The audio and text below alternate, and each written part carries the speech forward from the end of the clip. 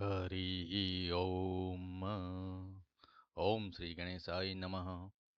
શ્રાવણ માસના પ્રથમ દિવસે આજે આપણે શિવ પૂજન વિશે થોડું જાણીએ. શ્રાવણ માસ જેને ભગવાન શિવનો વિશેષ ઉપાસનાનો સમય માનવામાં આવે છે. સનાતન અનુસાર આ એક અત્યંત પવિત્ર માસ છે. ભક્તો આ માસ દરમિયાન ખાસ શિવજીની પૂજા, ઉપવાસ, રુદ્રાભિષેક અને જપ દ્વારા તેમને પ્રસન્ન કરે છે. શ્રાવણ મહિનાનો મહિમા ઘણા શાસ્ત્રોમાં બતાવવામાં આવ્યો છે અને માનવામાં આવે છે કે આ મહિનામાં ભગવાન શિવ ભક્તોની શ્રદ્ધાભરી આરાધનાથી તુરંત જ પ્રસન્ન થાય છે. હવે આપણે જોઈએ કે શ્રાવણ માસના શાસ્ત્રોમાં શું મહિમા છે. તો શિવ પુરાણ પ્રમાણે શ્રાવણ માસમાં શિવલિંગ પર જળ અર્પિત કરવાથી ભક્તોને અસંખ્ય પાપોથી મળે છે.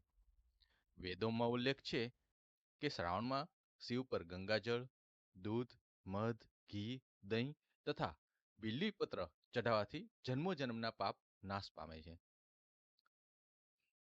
અને સોમવારના વ્રતમાં લખ્યું છે કે શ્રાવણમાં દરેક સોમવારે શિવજી માટે વ્રત રાખવામાં આવે છે. આ વ્રતથી ખાસ કરીને કુમારિકાઓને શ્રેષ્ઠ પતિની પ્રાપ્તિ મળે છે, જ્યારે વિવાહિત સ્ત્રીઓને સુખી દાંપત્ય જીવન મળે છે અને સર્વેને સુખ, શાંતિ અને સમૃદ્ધિ પ્રાપ્ત થાય છે. હવે આપણે જોઈએ શ્રાવણ માસમાં શું કરવું જોઈએ. તો શિવલિંગ પર અભિષેક કરવો જોઈએ, જેમ કે દૂધ, જળ, મધ, ઘી, દહીં, શર્કરા અને બીલીપત્રથી શિવલિંગ પર અભિષેક કરવા જોઈએ. આ ઉપરાંત શિવ મંત્રના જપ કરવા જોઈએ, જેમ કે ઓમ નમઃ શિવાય કે મહામૃત્યુંજય ના મંત્ર કે પછી શિવ મહિમ્ન.